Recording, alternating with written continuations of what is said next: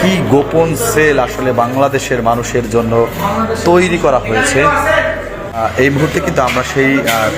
কার্যালয়ের ভিতরে যে সেলটি থাকা হয়, যেটাকে আসলে গোপন সেল বা টর্চার সেল বলা হয় কাউন্টার টেররিজমে,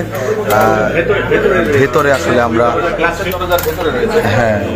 আয়না ঘর নামে পরিচিত শেখ হাসিনার তৈরি টর্চার সেল, এটা যে কতটা ভয়ানক তা জানলে আপনার গায়ের প্রত্যেকটি লোম দাঁড়িয়ে যাবে। শেখ হাসিনা সরকার পতনের পর সম্প্রতি সন্ধান মিলে আয়না ঘর নামের এই গুম ঘর, যেখানে শেখ হাসিনা সরকার মানুষদেরকে ধরে এনে ডিবি হারুনের নির্দেশে মানুষদেরকে বন্দী করে